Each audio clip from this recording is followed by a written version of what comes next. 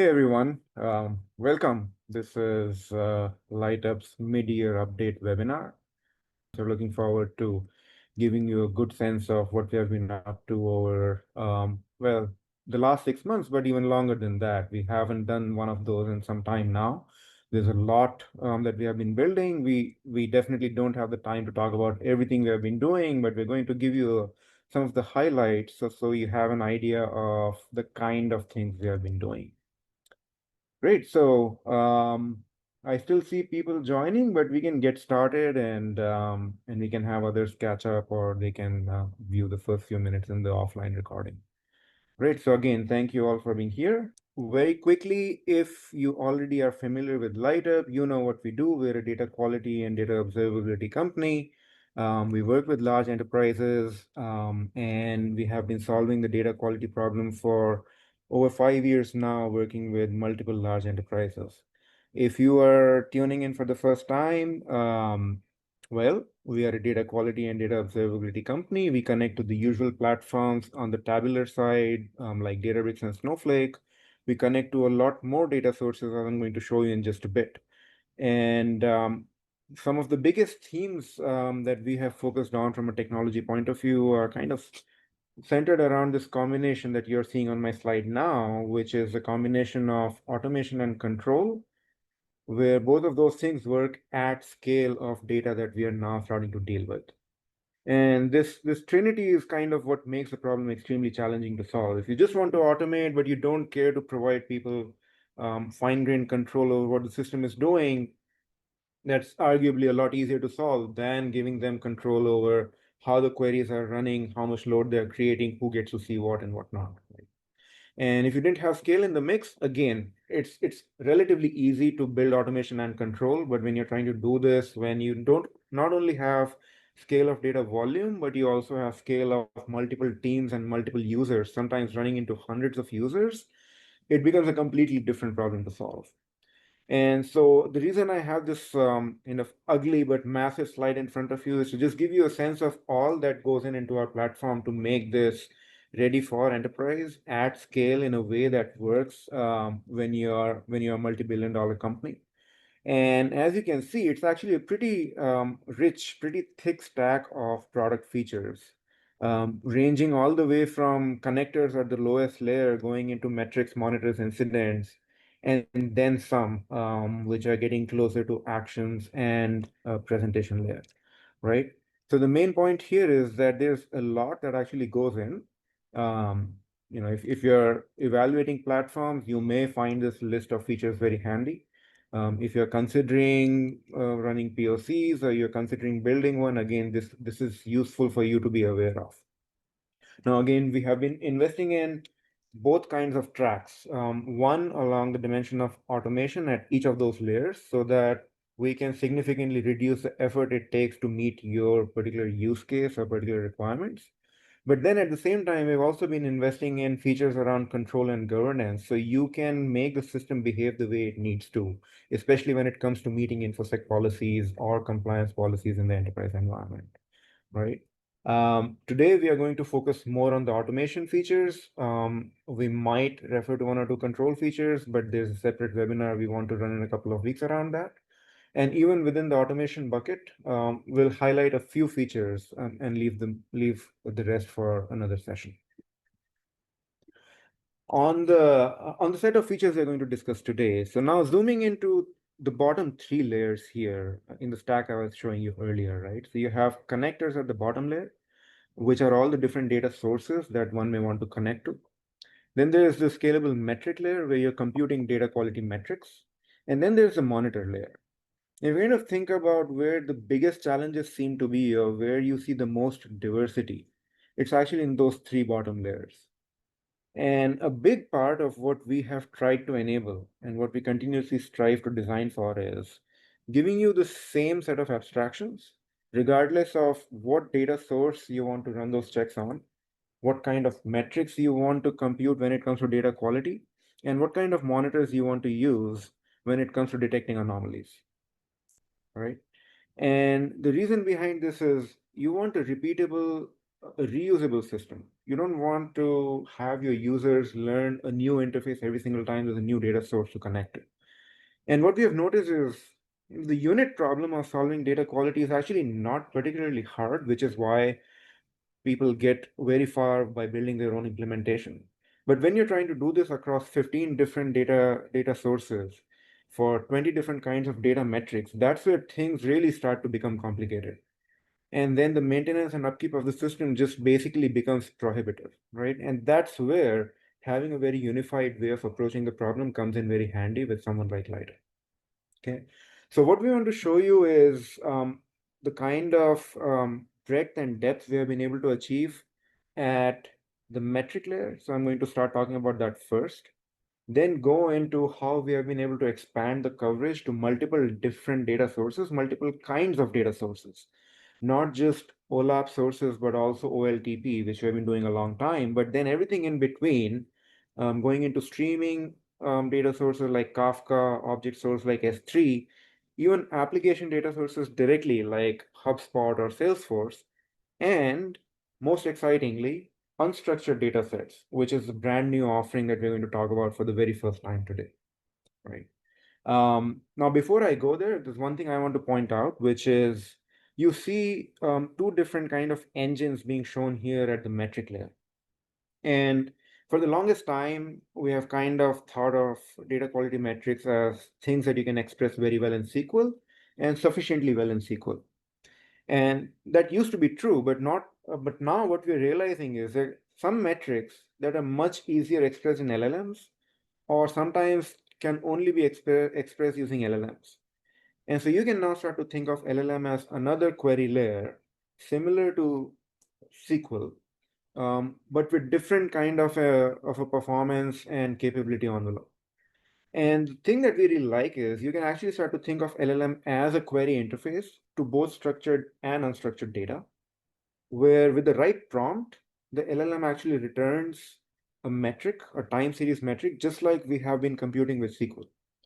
And the moment you get the same format out for measuring data quality, you get rest of the system to be reusable, ranging from monitor layer all the way up to the presentation layer I was showing you earlier. I'm going to show you some examples of how we are using LLMs to derive metrics, which might otherwise be terribly hard or even impossible to write in SQL, right?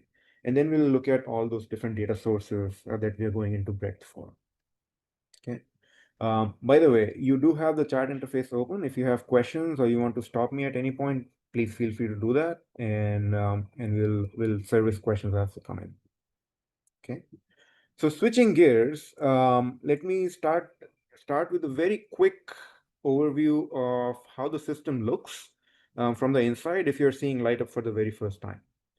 So Lightup is designed around data quality metrics, monitors, and incidents, the same abstractions we were talking about earlier. And so you see metrics, monitors, and incidents, and all of them are expressed or represented in an easy to use interface called Explorer, which is where you would typically land in the page. Now, the Explorer is laid out by data sources. And within each data source, you see the data model being reflected. So you have schemas, tables, and columns. And then you have data quality metrics, which are basically time series metrics that are attached to one of those assets. This data quality metric could be attached to a schema, a table, a column, or sometimes even a combination of tables or columns if you're doing something like comparison of data on one side with another side, or comparison of data between database and Oracle. Okay. And the entire product is organized into what we call workspaces, which are designed to be mimicking the organization structure. So if you want different teams to have complete isolation of their work, they can be assigned to different workspaces. And each workspace comes with its own entire stack of RBAC and user controls. Okay. Now, as you write those data quality metrics, you also get the power of detecting anomalies in those metrics with what are called monitors. And that's what you're seeing here. So you see a very simple, very common metric, which is data delay to measure freshness of data. And then you see that in this case, data delay is practically zero for the most time, except that it was starting to spike up, and that's when the system started to spit out anomalies. You might have a volume check. Volume is expected to be a certain level. Start to dip, system raises an anomaly. Okay. Okay, just take a quick pause there. I'm seeing a question which is, how are you planning to solve for hallucinations? And is the data quality solution that Lightup has, can it be configured to check for this? So I'm going to hold off on that question right now. We're going to come to that in the section on unstructured data quality, UDQ, and let's come back to that question when we are on that topic. Okay, but an important one for sure. So going back to the layout of the product, this is what the mental model is. And then anytime we raise an anomaly, it will show up as an incident in the product, right? And there's a lot more that we are not going into today, but that's the general architecture. Now, here's another example. These metrics can actually get pretty involved, right? And that's where you start to see the power of Lightup. So here I'm showing you a distribution metric, which is a pre-built metric. You just invoke that from a drop-down, no SQL to write, no code to write.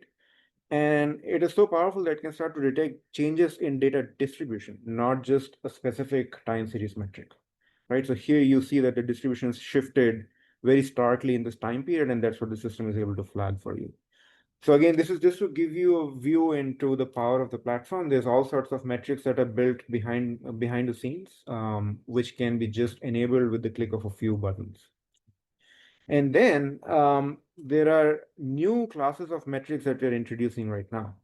So I'm going to start with a feature that's actually been a pretty long-standing feature in the product, but it's just worth pointing out because I'm going to show you some extensions we recently did to this feature. We have what we call sliced metrics in Lightup. And what that means is you have, let's say, you are a big retailer and you're looking at order values or some total of order values, but you want to track shifts in order values or order totals. But at the same time, you have multiple markets you're operating in, and each market has its own baseline. And so you want to detect a shift in this metric against the baseline for that particular market, right? So now we're talking about a scenario where you have kind of multiple slices of data all within the same table potentially. And you want to be able to set up the check so that these slices are reflected in the way the internal models are created in Lightup, right? So it turns out you can actually do that with a very easy configuration where you write just one check. And then the effect is that the system is now internally able to create a model for each slice of data and train that separately. And so now you're getting detection per slice of data by just writing one simple configuration, right? So this is the feature we call slicing. Here's an example of it. Let's say you're Uber and you're trying to detect changes in ride volumes sliced by the type of ride, premium versus regular versus XL and shared and whatnot, right? So here you see a scenario where 3 out of the 4 ride types are behaving as expected, but one of them showed a sharp change in data quality. And so you see that that's the only one that's flagged here. At another point in time, everything took a hit, and that's what you see happening here, right? So this is what sliced metrics look like in Lightup.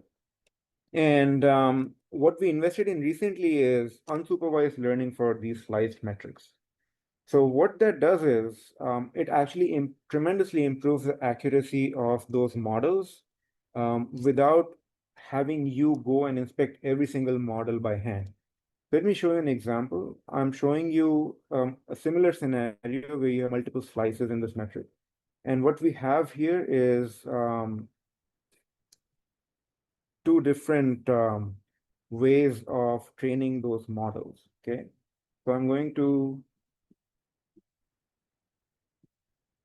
um, okay, give me 1 second here. So what I'm trying to show you is how these two models were trained so that we can detect those anomalies accurately. So in the way we used to train this earlier, you see those two anomalies being flagged here. The way we used to train this earlier, sometimes if you include this particular window as the training period, you would actually see the model learn this behavior from an anomalous time interval. And the effect of that would be that you would get very loose bounds that would actually include this anomaly in its training signature. And so when you actually start to detect, you may not even detect this anomaly, right?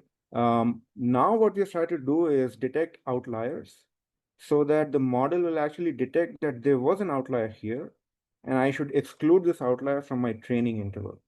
And so the effect is that the system actually recognizes this anomaly and then trains on rest of the training interval. And so now you get very accurate detection where those anomalies are actually getting flagged. Now, if you had 2 or 3 slices, it probably would not make too much difference because you could select the training interval correctly for each slice, and that would be feasible. But imagine doing this for 20 slices or 200 slices. There's no way you're going to do that by hand, right? And so that's where this kind of super unsupervised anomaly detection works extremely well. Okay. Um, I'm going to show you another example of a metric where we're not using SQL, but instead we are using an LLM as an engine to detect this metric. Okay. So here is a check that we hear requests for very commonly, which is PII count. You want to know if a particular column in a table is spitting a PII for some reason, because sometimes that column is not supposed to have PII and there might be some leakage happening. And so you just want to be alerted anytime you spot any PII. Okay. Now this is a problem that we all want to solve, but it's not obvious how you would write even a detection criteria in SQL that can reliably detect PII occurrences. If I give you one specific kind at a time, maybe you can write a regular expression, here's what an email ID looks like, or here is what an address looks like, or a name looks like.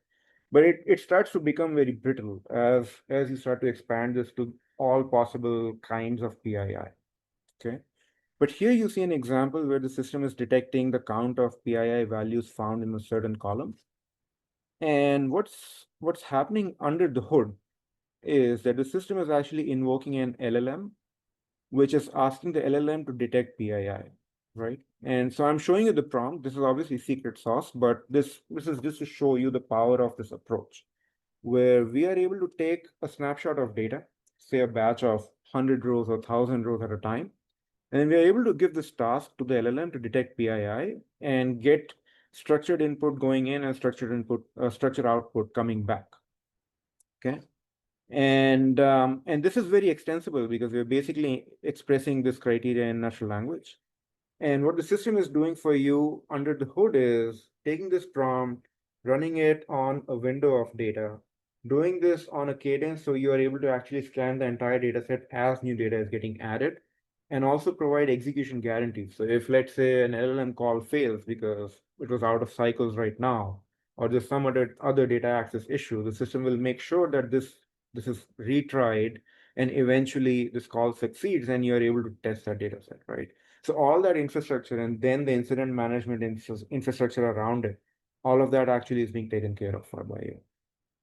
Okay, so here's an example where we're using an LLM to compute a PII metric, right? This is the same metric in action where the system is actually able to detect the failing records, meaning the records which were found to contain PII and they should not have. Okay. I'll give you another example where we're using PII to LLMs to great effect, which is that of detecting duplicates in data. I mean, again, this is something that you kind of have full-blown vendors and solutions just through MDM just to detect duplicates in data. It's a pretty challenging problem to solve by and large, right? Now, the way we architected this is we are using an open source library that can do fuzzy matching and do that very effectively. It's an ML library, which relies on some labeled data to train that ML model. And we were able to actually automate this even one more step using an LLM as a judge, where that labeling step is now being delegated to an LLM. And turns out that works really well in practice. You can actually have the LLM give a small amount of input to this machine learning model, which now becomes very accurate in deciding duplicates versus unique values. Okay. And if needed, you could always still override what the LLM gave as input and come in as a human judge, but typically you don't need to. And so that's again something that's working extremely well. Now, just to fast forward, there's some examples of very sophisticated metrics, whether it is slicing or it's about unsupervised learning on those metrics or PII detection, duplicate detection, and whatnot. I want to switch gears and show you what kind of data sources we are able to do this on. So here's a sampling of a few different kinds of data sources that I was showing you earlier, right? So you see sources connected that are S3 type, databases, Kafka, even application like HubSpot, right? Support a wide range of data sources. And for a lot of those data sources, we can actually go a step further, and we give you the tools to actually change the shape of data on the fly. So this is a feature called virtual tables. This is actually published, so you can go read up on this on your own time. Um, a quick example of this in action is if you are, let's say, dealing with JSON data sitting in a column in BigQuery or in Databricks, right? And you want to unpack that JSON and make it look like a table just on the fly, so you can expose that as a tabular data model. A very common ask where you have funny looking data. For whatever reason, you cannot go to the actual data source and go and create a view or a materialized view or change the shape of data. Turns out you don't have to, because now you could just write an expression in Lightup, call that a virtual table, persist this, and this effectively exposes a tabular view that now you can start to use just like it was a regular table. Okay, so very powerful construct to deal with ugly looking data. Going beyond kind of tabular data sources or unpacking data, again, the idea is that we want to be able to preserve the same abstraction, even if you're dealing with non-tabular data sources. So we actually now support Kafka using ksql.db, and you get exactly the same view, which is you have tables and columns, and basically tables here are topics, and then columns are the keys that you're seeing within those events, right? And then you can start to write data quality metrics, whether they're out of the box or hand constructed with exactly the same facility, right? Um, Another example of extending to different kinds of data sources is application. Talking about HubSpot. So you can now connect to HubSpot directly. Here's an example. And same thing happens here too. The data model within HubSpot now gets exposed as tables and columns within Lightup, and then you have all the same facility, right? This works for S3 or S3-like data sources. So again, object data sources can be connected. They look pretty much the same as tabular data sources. And again, you start to unpack the schema, and then you can write your own data quality metrics. Okay. So that was a quick sampling of extending support to different sources. Um, I did want to talk about the Genie at some point, which brings the whole thing together and starts to layer what is going to evolve into an agentic workflow. I'll just give you a very quick sneak peek where I ran some of those offline, but we'll save time and just look at this very quickly. So here's an example. You could go and say, I want to enable a certain kind of data quality check on all my tables. And then the system will compute what that means, expose those changes for you to review, and then you can decide if you want to apply them or not. You could also use this to query documentation. If you're stuck with a given workflow, just shoot out a question, and the system, in most cases, is able to give you a very sensible answer back, right? So this is now starting to evolve into multi-step planning, where that starts to look like an agentic workflow. You can give it a very high-level directive, and the system can then ask you questions successively as if you're talking to a human agent until you kind of get your task accomplished, and the final set of changes is proposed to you for last review and applying or denying them.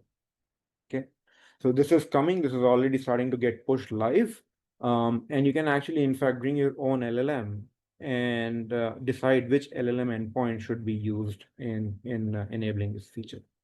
Okay, so I'll stop my part there. Want to transition into what we call unstructured data quality, which I think is kind of the star of the show today. And we'll take up that question on hallucinations too as we go through this, and I'll hand it over to Sarabjot. Take it from here. Over to you, Sarabjot. Thanks, Manu. Just gonna start sharing my screen. All right. Hopefully you guys can see my screen. Yeah. So we came at solving unstructured data quality from a very different angle. We actually started building an application that Manu just showed, Genie. And what we wanted to start off with is have an agent answer questions in an interactive way based on Lightup documentation.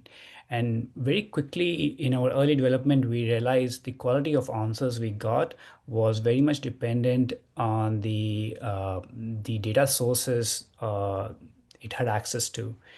So we started a thought experiment, which we published in this blog, trying to understand how much does the quality of the underlying data matters. And we kind of created a very small, simple example, and we fed like a small, simple example of a text containing inconsistent information, and asked like four state-of-the-art LLMs to basically answer based on that text, and all of them got it wrong. And it was not surprising in hindsight because they have no idea which information to pick and answer from, given that the text contained inconsistent information. So that basically motivated us to sort of start formalizing data quality for unstructured data, because we see more and more industry trying to move forward with tapping this huge amount of unstructured data information using LLMs and more generative AI tools. Uh, so so this is our first take on this, and looking for feedback, questions, but we are really excited about it, this whole offering. Uh, so the way we work is, as Manu showed in our structured world, we showed how the data looks like in your structured data source, ordered by tables and schemas. In the unstructured world, we try to mimic what is the directory structure that your unstructured data source has. For example, it has typically folders and subfolders and files within that, and that's how we start off reflecting once we connect to your unstructured data source. Here we're using a bucket as a S3 bucket as a source, which contains a bunch of subdirectories and uh, files within. And then we start off with profiling those files. For example, in this uh, profile of the space description PDF, we capture what's a summary, and we also auto generate, use AI to generate a certain sort of key question answers addressed by this document. These question answers are AI generated, but if you don't like, you can manually edit them. And this gets you a good grounding of what this document is about, what this document is talking about. From there onwards, we offer a bunch of autometrics on these documents. These autometrics are basically categorized in four types: inaccuracy, inconsistency, incompleteness, and PII contamination. So let's walk through each of these one by one. So for the PII contamination, we are interested in checking if the unstructured document that we are profiling contains any PII information, and we extract that information as again a time series, where time series captures the number of PII information leaking in that document. So for example, this time series is capturing the the two sets of information that have leaked into this document about the name and date of birth of an employee. And so that helps you track for any regressions around PII leakage. Moving on, some of the documents could be inconsistent within themselves. So that was our motivating example on that blog post, where the LLM could not generate a good, correct answer if there was inconsistent information. And this is the automatic that tracks how many inconsistencies exist within the document. So in this case, for example, the document revenue figure. So document is talking is a snapshot of a financial state of a company, and the revenue figures in the documents are conflicting with each other. So so this is able to this automatic is able to find that issue and highlight that through this metadata where it says this fact is contradicting. Uh, By the way, Manu, feel free to stop me. I'm not able to see the chat screen while presenting, so feel free to stop me if there are questions here. Um, we can So moving on to the inconsistency logic, we can extend further and extend to our document set. So for example, this subfolder updated might contain documents which are talking about similar information, but that information might be contradicting within itself. So uh, this inconsistency metric extends across document set, and we're able to highlight contradicting facts across documents. And this is the metadata shows what's a source document, another target document, and what's a contradictory fact that has been found by our system. So this is very useful in a information retrieval system. So if you're trying to build a copilot or a chatbot to operate on a set of documents to answer employee questions or customer questions, you want that information in there to be consistent so that the experience uh, of course, you want it to be accurate, but on top of it, you also want it to be consistent. So the experience is good for the employees or whoever the consumer of your application is. So there's a question on inconsistencies, Okay. which is for resolving inconsistencies between two contradicting data points, can the user provide any input to make that choice?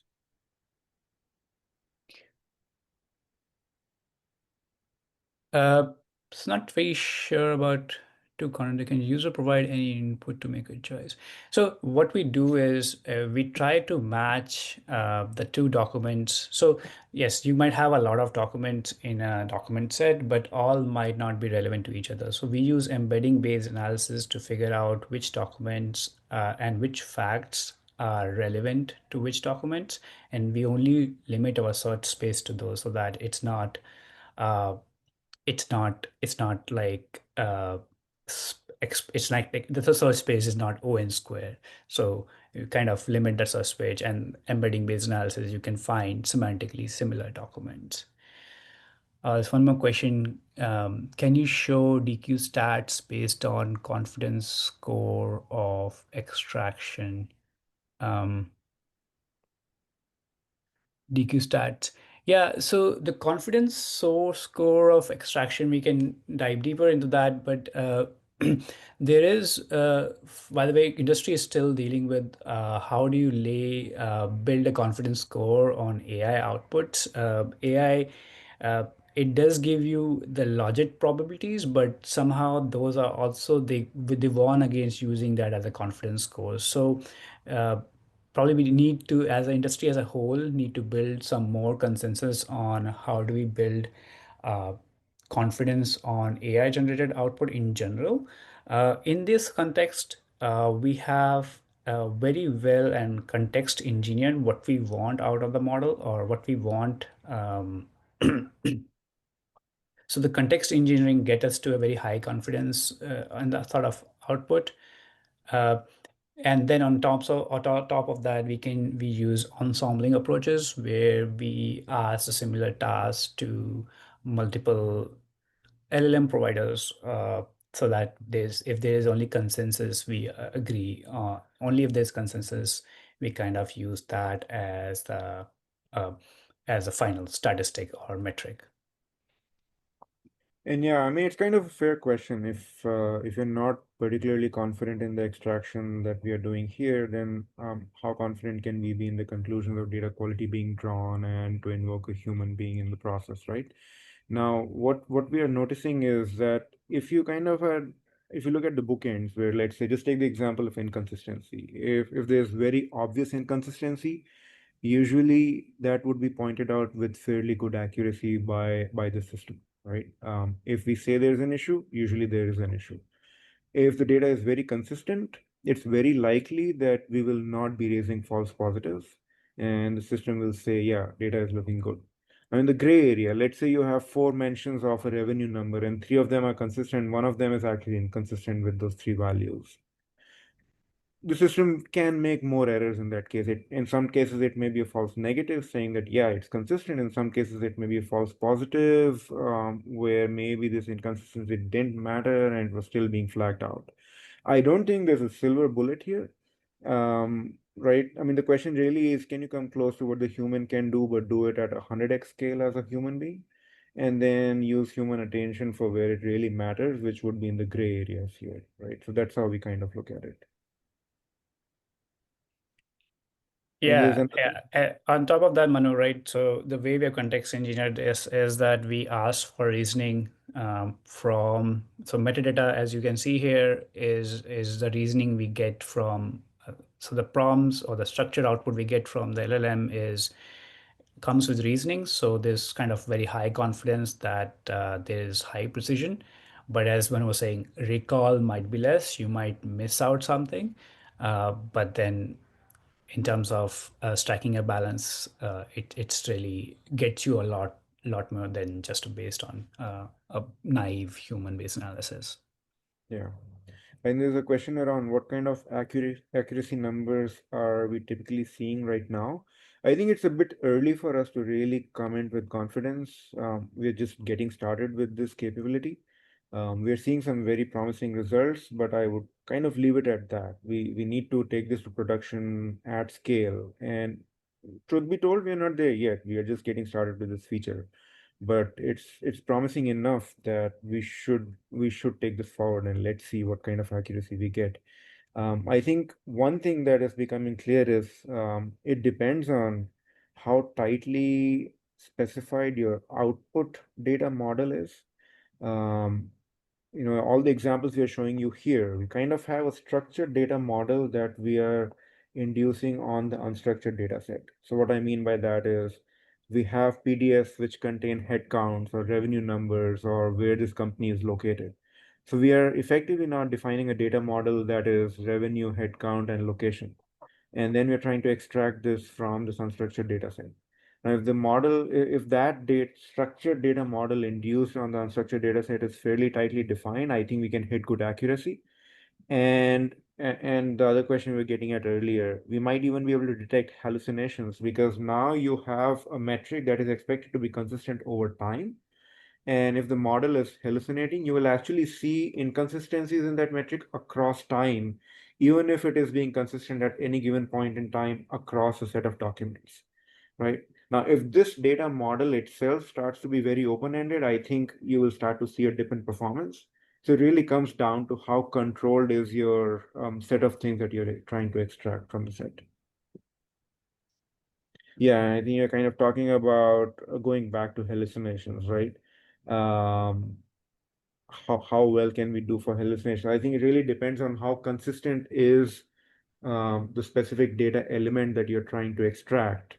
And if it is fairly consistent and well defined, then cross time tracking of that metric can actually point out hallucinations if they're starting to show up.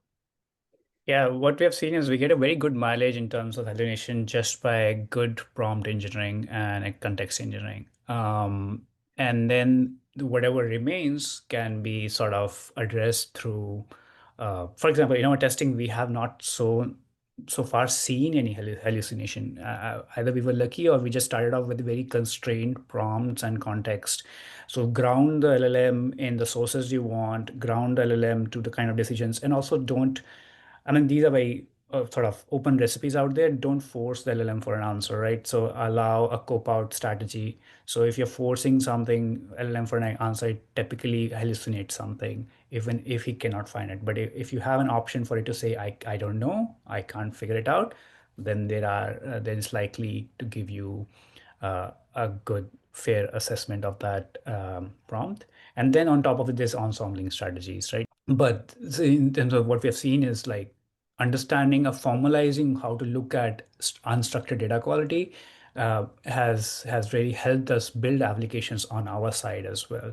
So we've put this unstructured data quality, the whole metrics on top of our documentation, and we found issues that we were able to fix it. And it would have taken human forever to do that. So I think they are very low hanging fruits to be picked out from an offering like this. There's another question on data sources that we support here. Is there support for data in S3 buckets like Parquet files and iceberg tables via Trino? Um, I'm guessing this question is not necessarily limited to unstructured data, but it applies to structured data too. I mean, especially if you're talking about Parquet files. Yes, we do support Parquet files sitting in S3 buckets. and we do support Trino and Athena.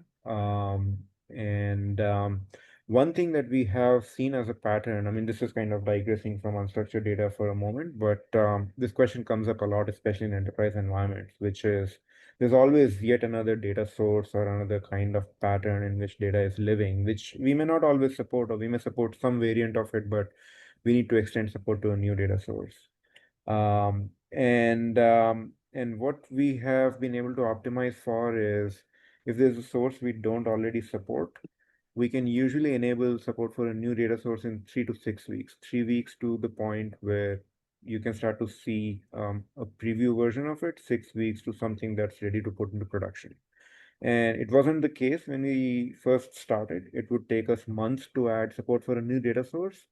But just because we kept seeing this pattern where there was yet another one, we have really invested in optimizing our speed at which we can add support for a new one.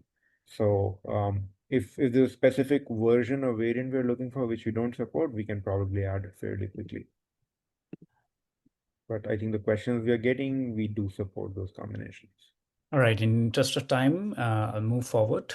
So similarly, so we talked about the data profile at the very start, and it's very useful to understand what kind of questions that the document was addressing when it was first profiled.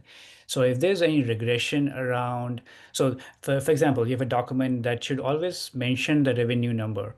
But suddenly that revenue it stopped mentioning that revenue number. So you have a regression in terms of the questions it's addressing. Not just the revenue number might change, but the question it's addressing. So that's what we capture in terms of the incompleteness metric. And in this, for example, the question that what is this company's net income has regressed, has vanished from the document. So it's useful for to extract to highlight such kind of regressions, especially if you're dealing with FAQs and so on. So you want certain questions to be always answered.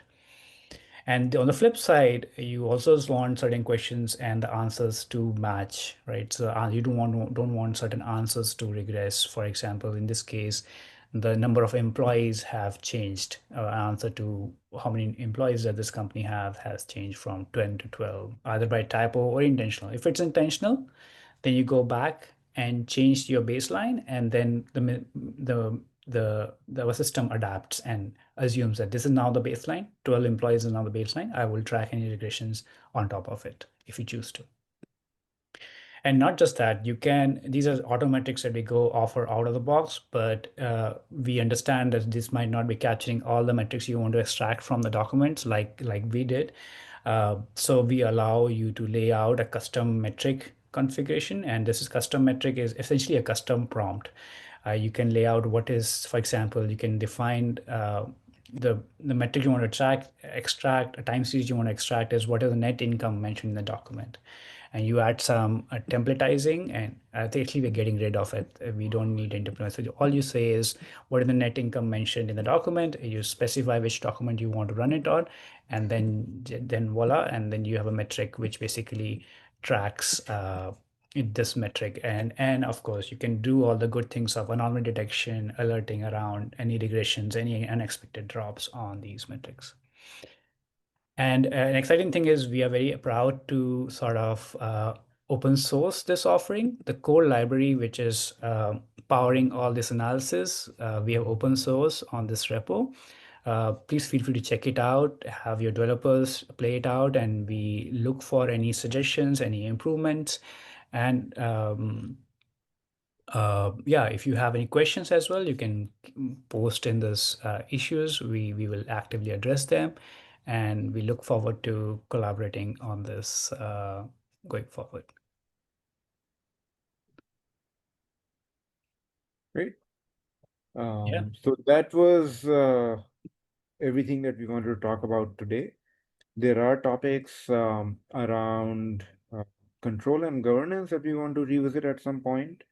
And we want to dig deeper into the agentic workflow roadmap that we have and how we see this evolving. And this kind of the usual hype around, everyone wants to build an agent, and we are no exception to that thought process. But at the same time, as a company, we have always been very deliberate about where we put our resources, and we have thought long and deep about what makes sense to automate with an agentic approach, and what should even be the definition of an agentic workflow in this context. And we have some good thoughts there, which we would love to share in probably a couple of weeks. So you're going to see an announcement coming soon about some of the things we're doing on that topic, and a sketch of what that feature could look like, maybe even an early demo. So stay tuned, and please feel free to send us questions after this session closes. Um, and we are happy to dig deeper into any of those features that we showed you today, or anything on that list that I showed you earlier, which we didn't even choose to go into today, right? So very happy to set up sessions, breakout sessions offline. Think that's all we had for the day. Oh yeah, okay. Thanks for that reminder. So if you do want to send us some questions, you can definitely write them to info@lightup.ai if you have a general informational question. Info, that is info at lightup.ai. And if you have any support questions around the open source offering, you can write to us at support@lightup.ai. You can also file a GitHub issue, and we will be able to do one or the other. And remember, we do offer a free trial of the whole product. So you could just sign up for a free trial of the closed source offering as well, which is targeted towards structured data. You could go and do that right now on the website, along with the open source offering for unstructured data. Okay. Um, and if nothing else works, just shoot us an email at info@lightup.ai, or you can write directly to me at manub@lightup.ai. So that's manub, manub@lightup.ai. And we'll take it from there. Thanks everyone for tuning in today, and hopefully we'll see you again for another topic in the near future. You all have a good day or good night, depending on where you're located. Thank you. Thank you. Bye.